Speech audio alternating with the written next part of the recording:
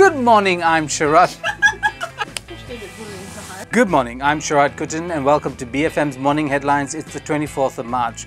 Two stories dominate the papers today. One, of course, is MH370 that's been there for the last 2 or so weeks. The other, of course, is the Kajang by-election concluded just last night. Now, Utusan has this as its headline. Is there more hope? We don't know. But what we do know is that more satellite images suggesting what could be the wreckage of MH370. There it is, New Straits Times closing in on those objects, perhaps verify that they come from MH370. Now in its stanfers it says tantalizing satellite images, tantalizing a rather odd word to use in this regard, but still one that suggests that people are really eager for some sort of closure.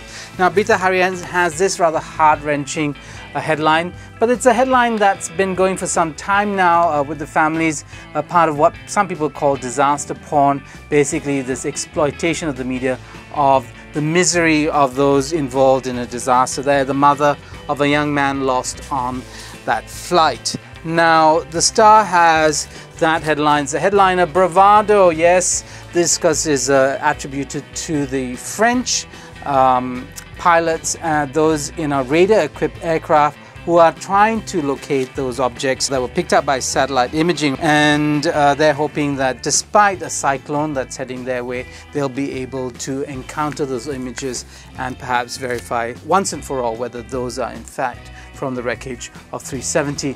Mengarut. Mengarut is the word for the day. Mengarut. Mengarut means just sort of make things up, fantasizing. And this is the story that is criticizing the theory that a black hole was involved in the disappearance of MH370. Mengarut. So much of the media, mengarut. So there you have it. That's the word of the day. Sina Harian has a split. Some newspapers, I guess, are finding hard to wean themselves off MH370, perhaps because it would seem unpatriotic to put them on page 2. Page 1, shared by Theory Berbeza. Theory Berbeza meaning different theories, and this includes one that the plane is now in Pakistan, having shadowed another flight that was coming from Changi Airport on the way to Barcelona. So here you have that story, and they're kind of trying to analyze that. And here, Milik Azizah, it is Azizah's, because it was always PKR's by-election to lose. After all, they forced it to resolve a factional fight within the party. Now they've won it with a reduced majority in absolute terms, an increased majority in percentage terms, but the low turnout is going to be a concern for them.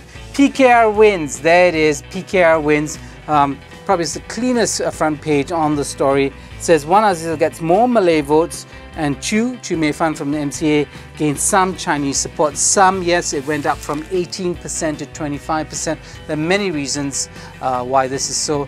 Tune in to the podcast of Current Affairs this morning with Ibrahim Sufyan for a deeper analysis of the numbers that's possible. Now, for Edge Financial Daily has that. Wan Azizah retains Kajang with reduced majority. It's the same in Malaysian Reserve. PKR wins Kajang with lower majority, so that's it. And it's Wan Azizah. And the Malay Mail has a question for us that's now on everybody's mind now that the by-election in fact has been concluded, is this: will she be the next MB of Selangor? Because after all, that was what at stake in the Kajang move. We want to know what happens to that whole story. That narrative was spun out by PKR and Pakatan with the forced by-election. Is that what we're going to be seeing in the coming weeks? The resolution of the problems of the leadership of Pakatan in Selangor. We don't know. We wait with bated breath. Also in the papers is this story.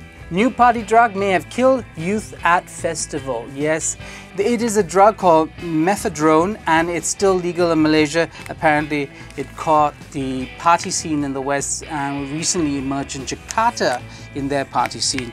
So was that the reason why 6 young people are dead? We don't know, but it's interesting speculation. That's all we have for you this morning on BFM's Morning Headlines. I'm Sharaad Kuttan, BFM 89.9.